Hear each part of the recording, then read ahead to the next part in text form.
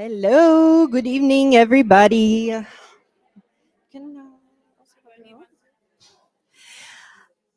Very nice to see all of you in such a big number. Thank you for coming despite the rain and not really being able to find the place so easily. You represent the best of us. Um, I'm Bisera from Savi and Ray, and we wanted to bring together women from different organizations for, well, a few reasons, but the topic came up the first time in our breakfast event called Women in Brussels, Women in Comms and Public Affairs, breakfast chats. And somebody asked us, so what are some communities or networks for women that I can get some resources from or take advantage of? And we knew a few, okay? We knew the organizations that are on stage today, but very few other people did. So with Annika, um, we decided to, organize something that can bring together the organizations so that the members can meet each other and the organizations themselves can present what they do, who they are, and see whether um, what they do is interesting for you as well. Annika. That's basically it. I think we were experienced many. I think that was one question. What are the women's networks? A lot of the women that come to these networks that Becerra and Savion Ray organizes. My name is Annika, by the way, and I do not work with Savion Ray, but we are, I would say, distant colleagues, maybe. um, it's also women working in quite male-dominated workplaces where they do not have other colleagues to talk to, and we really thought that I think it was just an idea saying, why don't we just bring us all of them together? And this is, I think, what we managed to do. So we're really happy that all of you are here. Yeah, I think that's a little bit it. Um, Maybe Becerra wants to say a few words more about Savion Ray before we introduce I our can, guest. yes. And also at the end, I have an announcement to make. But Savion Ray is a communications agency. We've been around for 10 plus years now, 11 this year.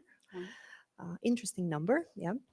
Um, and we offer AI powered services to our clients. So now, in the world of AI, this is something that is quite popular, and it is also one of the topics that we wanted to bring to this evening. And I want to say a special thank you to the Google Atelier for hosting us tonight. Thank you very much. Shout out to Marie, who was lovely in helping us organize.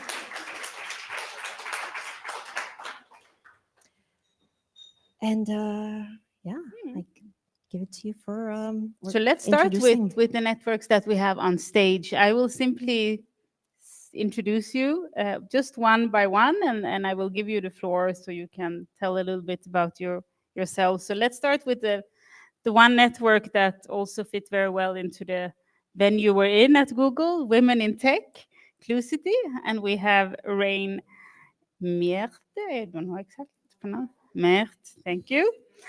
Who is here with us. She's one of the co-founders of Clucity, and we also have in the audience, now I don't see the pink jacket, there you are.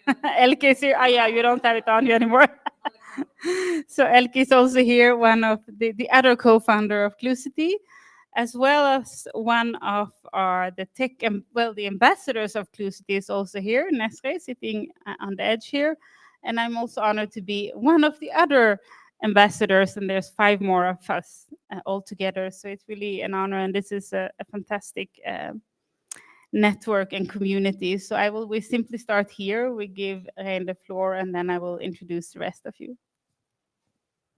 Okay, thank you. I thought I'd sit in the middle, then I don't have to start, but no.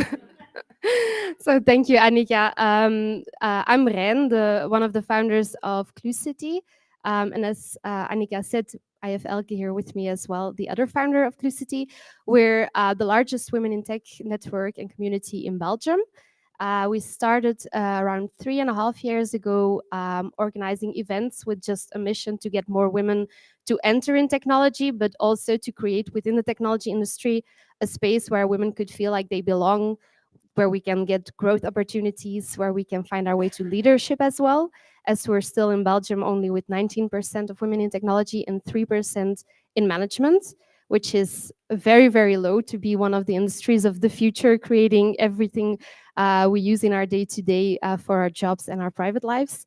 And we started out really small, just hosting an event. Later on, we started publishing role model stories because we noticed there's a lot of stereotypes and misconceptions about the technical skills you need or the background you need to get into technology, because technology is so broad.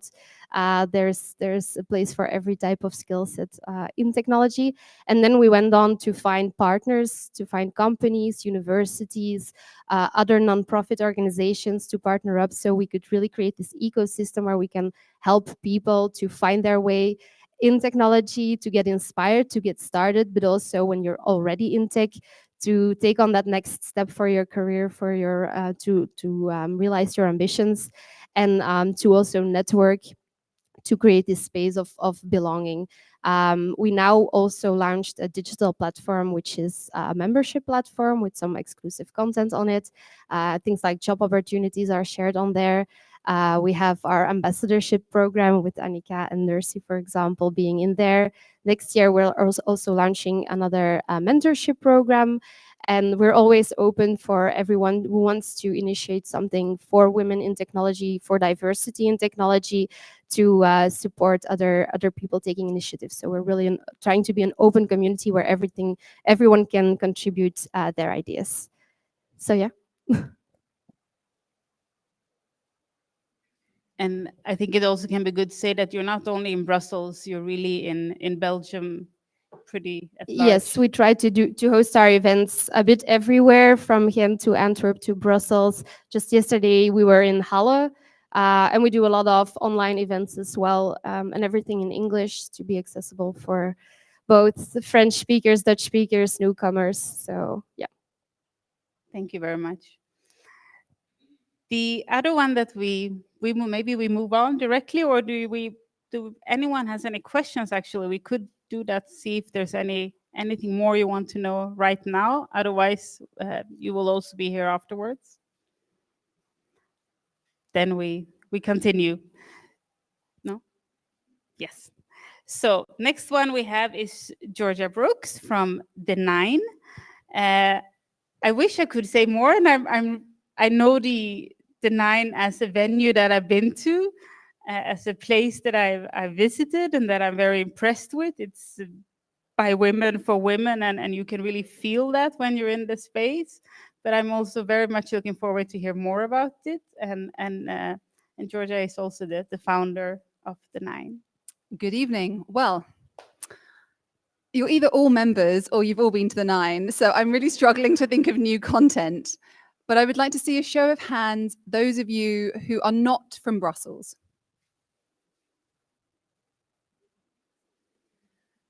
Okay, big group.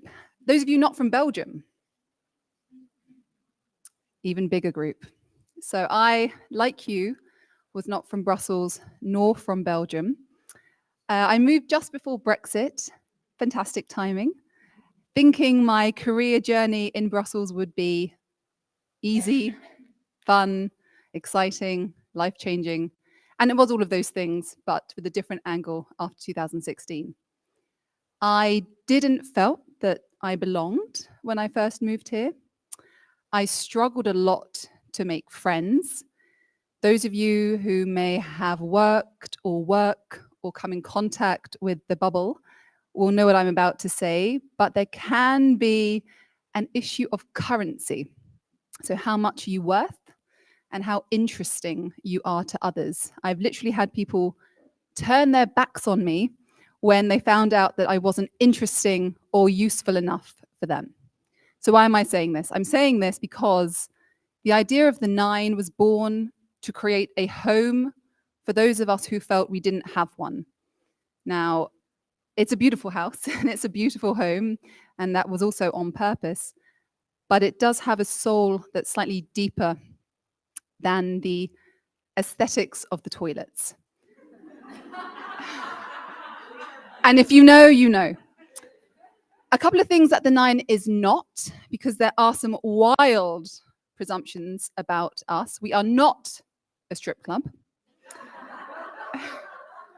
We are not a brothel. I know, because they're different. And we are not a rich bitch club. Oh, said to my face. I think we sometimes get reduced to cocktails and karaoke. And while we do have cocktails and while we do karaoke, we also do a lot more. And the members who were signed up for the event tonight will know that.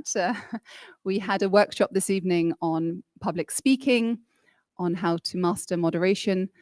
Last night we had a financial products workshop, personal finance workshop.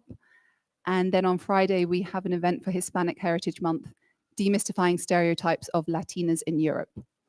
So it's very broad, it's very diverse, but then so is the membership. We have over 30 different nationalities.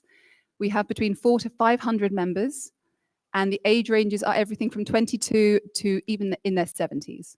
So when people say, oh, but can you describe, the ideal or the perfect or the profile of the members? I really can't. And that is so wonderful, because none of us is any one identity. And the 9 was named for the 9 muses, and not because it's 69 in the street, which again confuses people with the strip club and the brothel. But the 9 muses, and for those of you who have done your classical education, the 9 muses, of course, represent different areas of art, science, literature, music and dance. And that's what the 9 is about. We all have very different interests. We all have very different career paths. But we are all about championing women, championing gender equality. Everything from the art to the literature in the library, to the wine list, to the olive oil. I mean, really the olive oil and the honey. We went out and found female producers. Tell me who is doing this other than us. And it is not easy. It is not cheap. But that is gender equality, and that is being a woman today. So if you're interested in joining the 9, just literally turn to the person next to you and ask them about it, or ask any of us on the stage, because we all know each other. We're all good friends. And what I love about this evening, kudos to you all, and kudos to everyone here. We are not in competition with each other. Please, whatever you do, whatever you take away from this event, we do not belong in silos. We are sisters in arms. This is a fight for all of us. Gender equality is not a women's issue. We should not be put into boxes, and we should not be fighting each other, but rising together. So, off my little TED talk. Thank you for coming tonight. Have a great evening, and thank you for supporting women's rights and gender equality.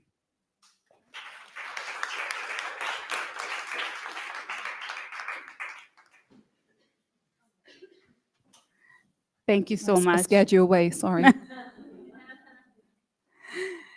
Thank you, Georgia.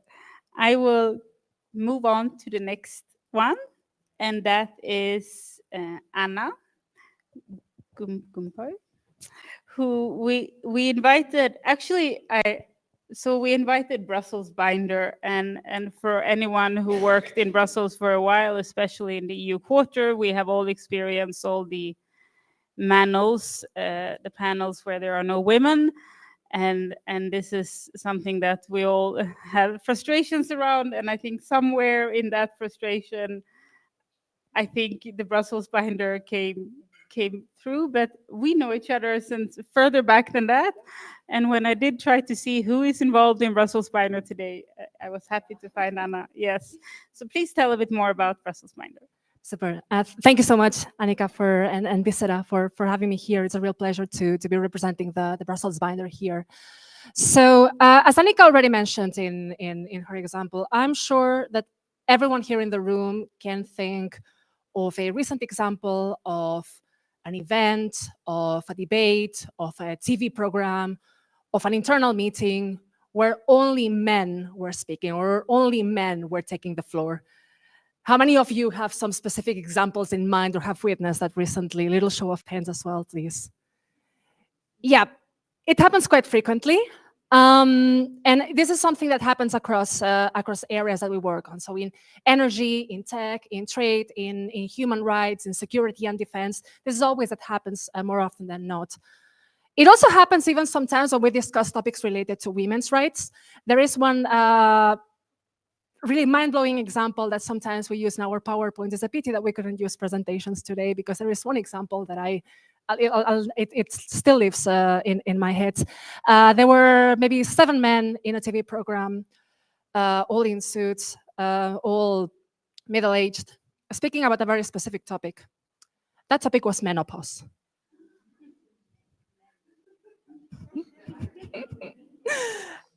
And sometimes when we see this kind of all-male panels, and we talk afterwards to organizers about it, there is always this one excuse that they always use. We couldn't find any woman who was an expert on this topic. Enter the Brussels Binder.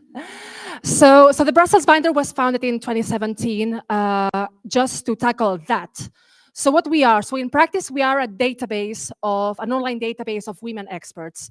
So experts across subjects and across policy areas, but not only limited to it, can register their profiles. So conference organizers, companies, organizations. I realized recently that we're even used quite often by journalists and by TV producers as well. Can look for women who have an expertise on a certain topic. You can even narrow down to geographical areas, to languages that the experts speak. So we wanted to be an answer to this situation. Fast forward to 2024. Right now we have around, I think, almost 10,000 profiles registered at the Brussels Binder, and again, like across areas and across fields of expertise, across even levels of experience, from younger women to senior experts. We're a volunteer-run organization, and there's more or less around 50 of us working on site with the Brussels Binder and volunteering our time. And I think what's most important, I think, is that we've become something beyond just a database. So right now we are really actively trying to promote diversity, equity, inclusion, and accessibility, more broadly speaking, and not limit ourselves to, be the network for white, well-educated women. So we're really making an effort to expand beyond the usual profile that we find in the EU Brussels policy bubble. And also doing different advocacy initiatives to make sure that organizations take that on board. So I think, all in all, why I think that networks like this matters is because, I mean, first of all, we fill this gap in terms of, again, if we are asked, we couldn't find a woman to talk about, I don't know, circularity in the battery sector. Wait for it. Actually, have you looked at our database? And that provides an important and valuable resource for event organizers. Second of all, we make sure that we as women are included in topics that matter to us. I think it's clear that there is no one area in the field of politics or policies that doesn't have at least somewhat of a gender aspect into it. If we talk about energy poverty, well, actually, single women are the ones that are affected the most with higher energy prices, to give you an example, or the ones that are struggling the most with that. And I think third, and perhaps most importantly, is the fact that we cannot be what we cannot see. And I would like to give this example of this senior woman in energy trading. There are few more male-dominated experts fields than energy trading. And at first she was like, at first I didn't want to accept or take part in any events or any discussions I was invited to speak, because I felt that I had nothing to add, or like I was not very comfortable, etc., etc. She started taking up speaking opportunities, and she realized that by doing that, she was actually encouraging other women in energy trading to do that. And this is what this was something that she suddenly started promoting and encouraging other women to do that, and to be sure then that we are included in such important discussions. So I would like to finish with a little call to action. We have quite diversity of topics and fields of expertise represented in the audience. Everyone is an expert on something. So I would just also like to take the opportunity to encourage everyone to sign up to our database and yeah, just end with all male panels. I mean, there should be a thing for the past. I don't know why we are still witnessing that in such a. I was invited at one yesterday, just to give you an idea. So yeah, I think that's it for now. Thank you so much for having us once again.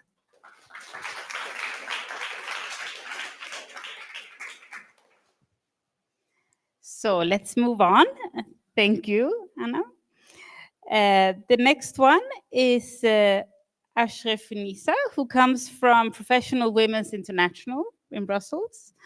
And I must admit that I know less. I know about the network.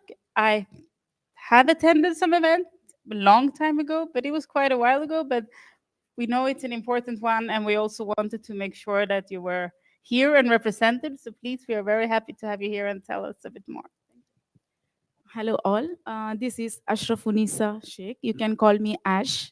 I'm representing Professional Women International, alias PWI. PWI is a non-profit organization situated in Brussels. PWI foster professional and personal growth of women from diversified background, but professional English-speaking professionals. Yeah. The mission of PWI is to promote gender balanced leadership and also to create avenues for women to thrive in careers. We are part of PWN Global Network, so our community and services are across Europe. And we also stand in solidarity with Brussels Declaration. And PWI conducts programs and events. The first one is the mentoring one. It's our flagship program where we have mentored 1,000 women since 2011. Here, we actually connect women to experienced mentors in a structured one-to-one sessions, through networking events and also skill building activities. The second one is PWI's STEAM program, which is this initiation, or the purpose of this program is to encourage, empower women to be in the leadership positions of science, technology, engineering, arts, and mathematics. Recently, we have collaborated with Deloitte and encouraged women participation in sustainability, digitalization, and supply chain careers to be part of these careers where a lot of it's a male-oriented sector. Yeah. And then the third one is personal development program. We also call it as Your Path program. Here we trained around 600 women to thrive personally and professionally using sociocracy models, also value-based models like spiral dynamics. This program currently is in transition, and we are actually growing in bringing more diversified themes like women financial literacy, also women, money, power, and fear are for examples. This is one of the program. Apart from that, we also conduct events. So the first one to talk about is PWI Book Club. It's a bi-monthly event. We conduct it bi-monthly, where we gather together to discover, discuss, and dialogue about a book. And we also have something called as PWI Cafe. It's an open event where we casually gather together to know each other, to connect with each other, and of course, to share and uplift each other.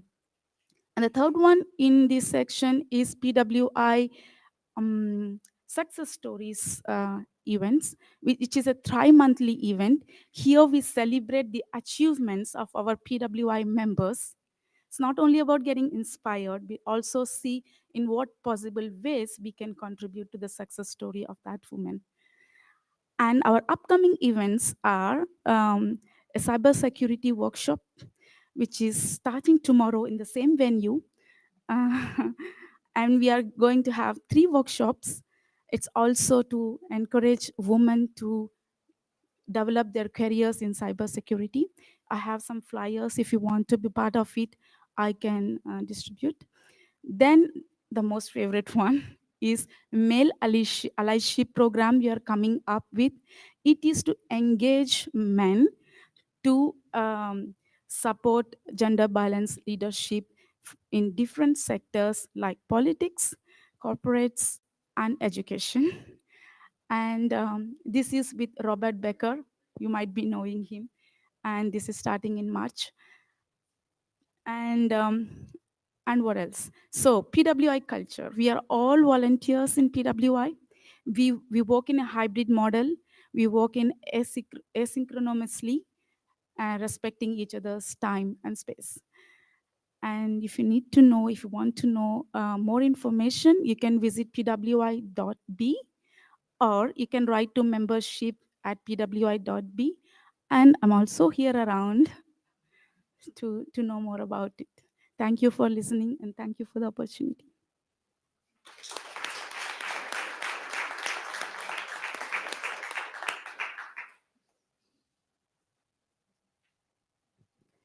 So last but not least, no, not last. No, but I mean,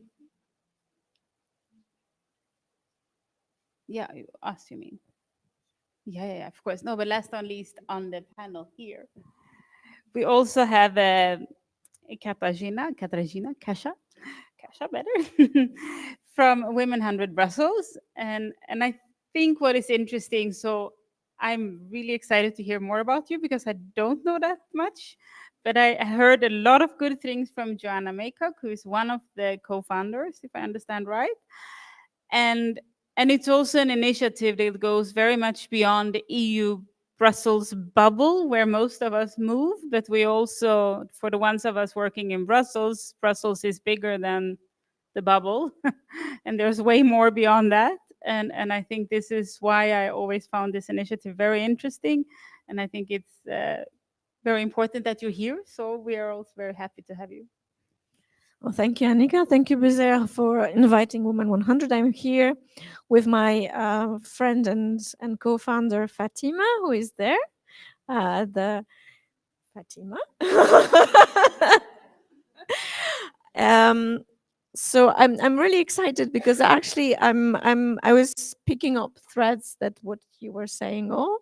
So I really liked Georgia, what you said about not being in competition, and this is definitely something that I feel we're not in. But also I've heard about role models here. I've heard about highlighting women in their capacities, and I also heard about just being together and just feeling well. So I think this is all what Women 100 is, but also what maybe other networks are not, which means that we are really founded on our love for Brussels. And this is something maybe that some of you don't have yet because Brussels grows on you, but I can really assure you Brussels grows on you. You have to just be patient maybe. But it's a beautiful city, and this is the love for this city that brought us together. So it's a community of women in all their diversity from all parts of Brussels that really come with this love for the city, but also believing that its exceptional diversity is its strength, because sometimes it's portrayed as a weakness, but it can be a strength. And as I said, we come from 4 corners of Brussels. We speak multiple languages among ourselves. Our parents come from 4 corners of the globe, actually. But we all strongly believe that social action is a positive thing, and we all are volunteers as well. So we do it as a hustle, side hustle, and it's complicated. But we always really feel that this is the value, and we really believe that women can bridge and provided this unique partnership in Brussels. So we found also on the our cornerstone is the radical inclusivity. So we really want to make sure that women come together from different communes, different municipalities, from different socioeconomic background, health status, origin beliefs. So we're not here to just sit in a comfortable homogeneous zone. We would like to expand. And this is something that drives us. This is the energy that keeps us going, actually, that people that normally would have not spoken to themselves, like to each other, they can come together. So, and we really believe that there's so much positive energy coming from women in Brussels that we would like to highlight it. And we're not financially, institutionally, or politically involved. So we are all trying to make it across also political divides, cultural divides. And what have we done? So we started, and actually I was not there in the steering group when it started, but Joanna was, Fatima, Loredana, Karen, and Rosina. It started in 2019 in March at the Bourse, so at the stock trading building, which is now a feature of Brussels, and where women were not invited before. So it was very symbolic as well. It started with 100 women being invited there as a one participatory day to discuss how make Brussels more inclusive. And it was a very difficult process to make sure that people are represented. So people from different municipalities, as I said, but also across languages. And you know that Brussels is the most diverse city. So it was a really tough plan, but also women who are really agents of change. And we had this meeting, then other activities ensued, and then it was COVID, which was as difficult for many NGOs and social projects. And what we have run is a very successful social media campaign. We run the social media campaign to bring a kind of a beacon of hope to women, saying there's a lot of things going on. There's a lot of brave women that make Brussels alive at this point. So really featured 100 women who were doing social projects at this point. And I think it was really a sense of belonging and hope for all of us. And from this kind of small but high impact project, we managed to organize an exhibition, and it was I have to say, also because of Fatima, who just believes impossible is possible, we made an exhibition around Bourse.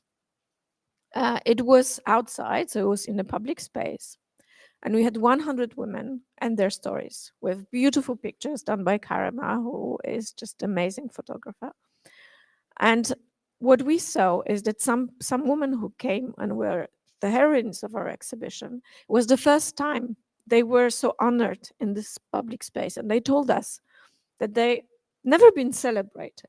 And this is also the project of 100. So we don't want to give the platform only to women who already have it, but we want to also show those who are silently working on that this society goes on.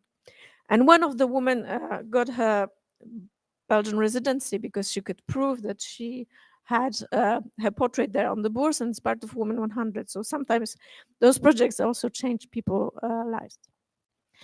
And right now, what we are working for, and I hope you can help us with, maybe with your, being more digitally savvy than we are there, we won't be running a new social media campaign. We would like to come back to this idea of showcasing women who are really moving Brussels. But really those, as I said, who are not normally seen. We don't want to just come back and say, no, you're famous, so just we're going to make a picture with you. We just really want to show how Brussels is run by women really silently and day by day. So this is something that we're planning, and I hope that you will follow us on social media, but maybe also volunteer with us to make those portraits and showcase it. And You know, we had an idea that if it goes like the first one that we did, maybe we'll have another exhibition, maybe at the Bourse, maybe somewhere else, you know. So this is us, and have a look at our website, at our charter, because we have a charter with very perfectly crafted values, and we really stand by it, and we're like people who work with us to stand by it. And we would really welcome you to discover Brussels that you may not know that far. Thank you.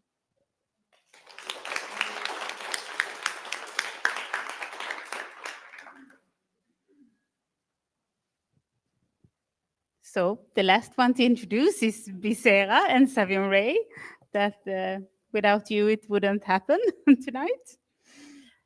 I want to talk about women in comms and public affairs, which is a much, much smaller community than any other on this stage. But it's where this idea came from, so I'm going to take the credit for that. So we discovered that there are a lot of organization women in not so many from comms and public affairs. But what we wanted to do is bring together women in really small groups where we can really meet each other and have candid conversations. And we use this format, it's called Lean Coffee, where we, in a breakfast, organize a agendaless meeting. Now, what does that mean? Well, the agenda that we discuss on the meeting comes directly from the participants. So everyone writes on a piece of paper what they want to talk about. They have 30 seconds to pitch it, and then we vote. So we figure out what we want to talk about. And if I tell you the things that became popular, I'm like, one day, well, I recently discovered I have ADHD and I'm freaking out. What do I do?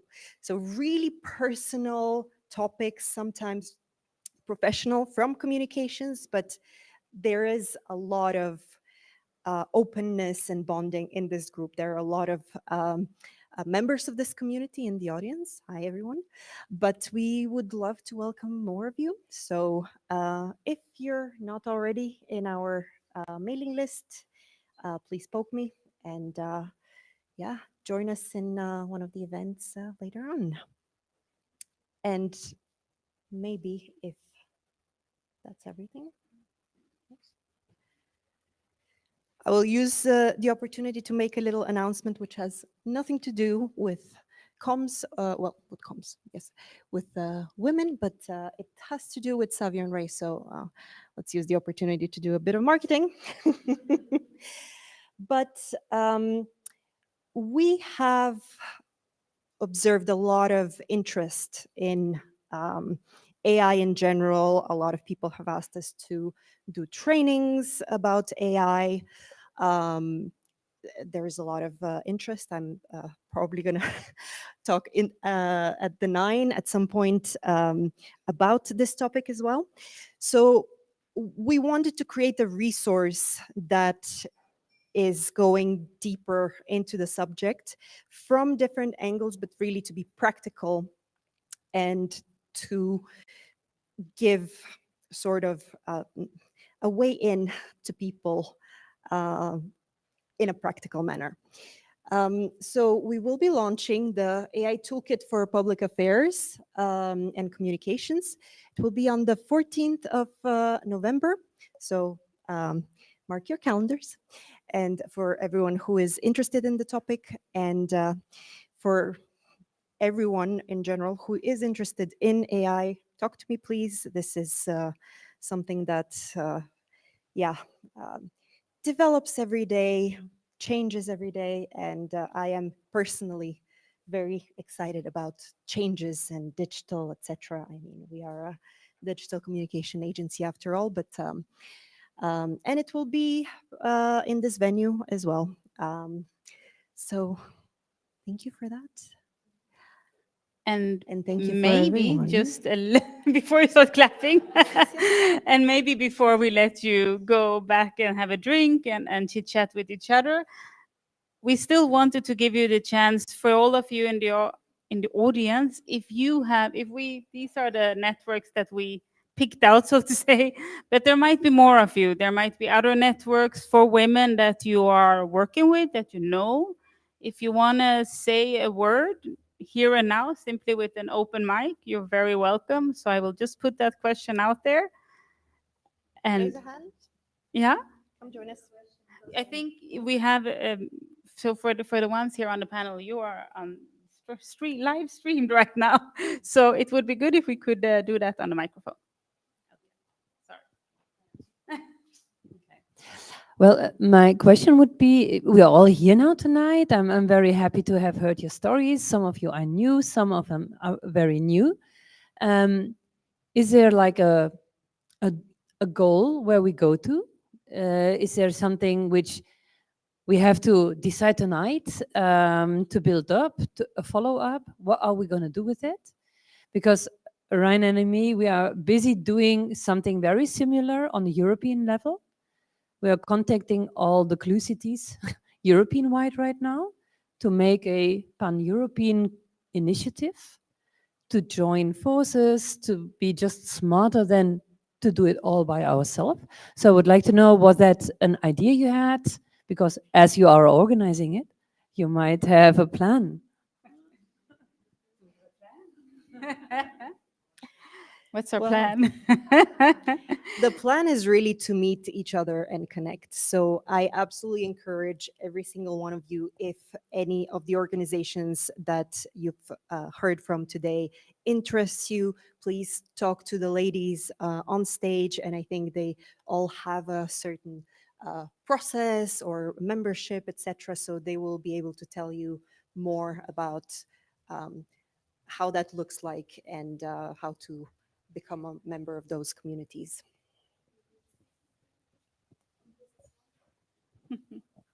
Yeah, I'm sorry. I'm going to respond to my co-founder.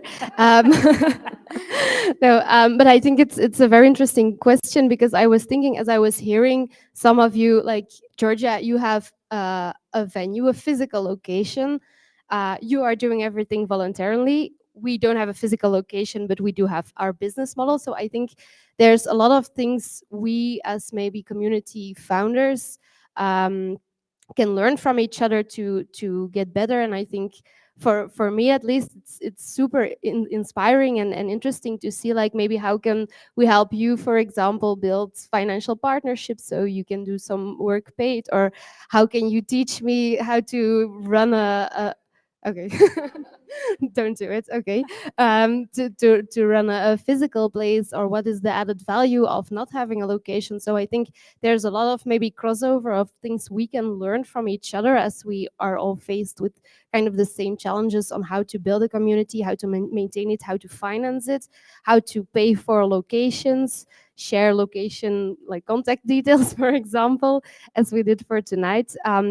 But I think also for community members, it's very interesting to maybe cross-refer. If you know a woman in tech, maybe she could be interested in CLUE City. But if you know a woman who's in Brussels, like, there's all of these other opportunities. And I think the way we try to work at CLUE City is we get all of our ideas for events, for the activities we do, from our community. So come up and speak to us if something we said brought you to an idea, or maybe a crossover of something we can do together. So I think that's really what we should be striving for tonight, is like getting new ideas and working more together. Sorry, I just want to answer your question. There are so many amazing networks, really, and just here in Brussels. So off the top of my head, if you are an entrepreneur, if you are a female founder, go to Arnhem. Most of the events are in French, but they speak excellent English. Arnhem do a number of events per month, typically for independence and entrepreneurs. You also have Wellnest. You may know Eline. She does a lot of business lunches, business dinners, but she also does social and wellness. Then, of course, you have the Women in Tech, large network. And for those of you who are aspiring for C-level and above, you, of course, have Women on Board, Belgium. You have European Women on Board at more of an EU level. And they both run programs, trainings on leadership, trainings on board readiness, as they call it. There is so much out there. just look around. It's difficult sometimes if you just Google, sorry, Google, kind of women's network Brussels. I know, because if you Google female scientist, you do not want to see what comes up. Not safe for work. But they are there. You may have to write in French and Dutch. That's the different communities.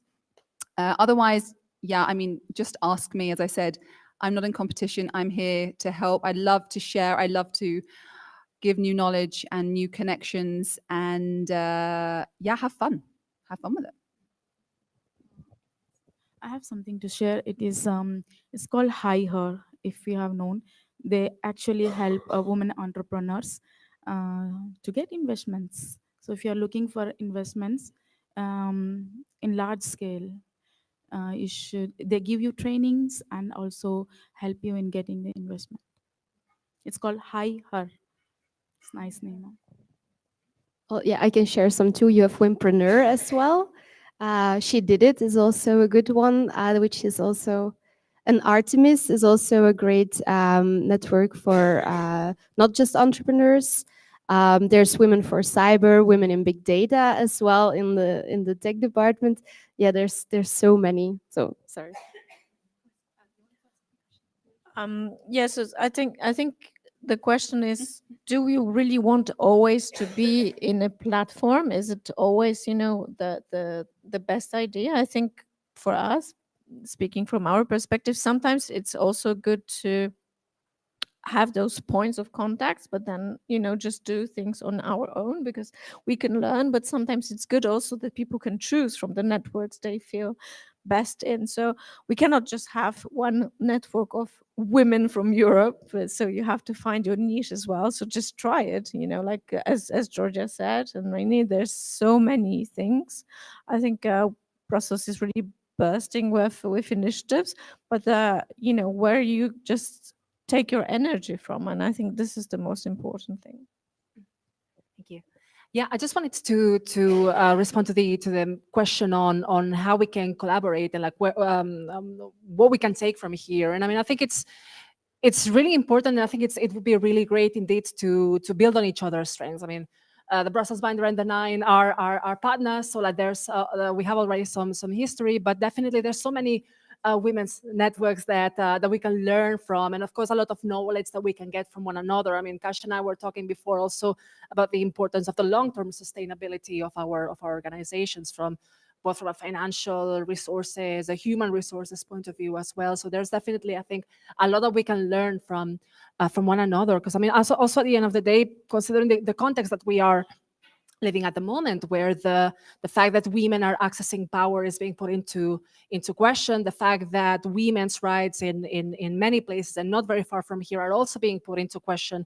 This is something that strengthens us. At the moment, we need a strong civil society. We need strong women's rights and gender equality movements to continue steering that. So definitely, yeah, we're not competition, right? We can support each other and build each other up. So I think this is a message that we can already take out of this event and today's discussion. And yeah, I'll be looking forward to more.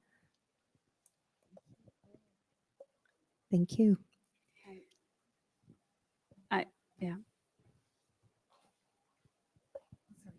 Yeah, thank you. My name is Merita.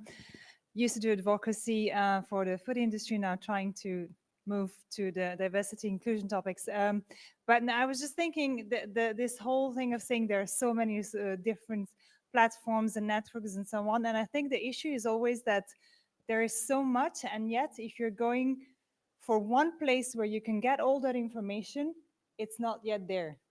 So I was just thinking maybe like as a very concrete deliverable from today, maybe there should be a kind of a database, not of maybe experts, but of different platforms, organizations, formal, less formal, but trying to, start to build that kind of database so that those that are interested in learning about a certain topic or connecting with another platform would have it easier, just like the name of the organization and maybe the main field of activity or expertise. I think with a link to website or whatever, I think that would be already sufficient and a very useful shortcut for the ones that are either entering this field or wishing to enter this field, or just looking to expand and find partnerships. just an idea. I can offer that everyone sends a reply to the email you got as an invitation, which I will receive, and you send me a list of all the women organizations that you know of, and we will probably have this one again. I wouldn't be surprised if it becomes a series. Thank you for the idea, Milica. Great. And yeah, thank you all. Maybe I say that on behalf of both of us. Thank you all for coming. I think the title of this evening was something around human-powered networking, and I think the biggest value we have, sometimes we have the website, sometimes we know they're there, but there's also, at least my experience, that the actual value of meeting in person and talking to each other and what happens in that space, or maybe more that space where you speak more informally to each other, it's really, really powerful. And I think we wanted to create that space for us to meet. And I think the plan is, you all put it very nicely, all of you talking about ways to collaborate more, think together, come up with new creative solutions for being the resources that you are for women to feel empowered and not alone in their work and in their environment. So yeah, thank you very much. Thank you to Savion Ray and to Google's Space.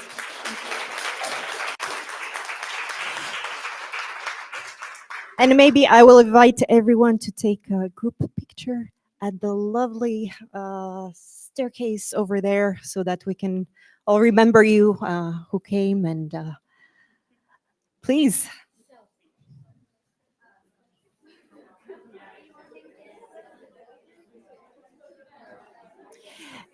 And I also will invite you to more drinks afterwards and more conversation.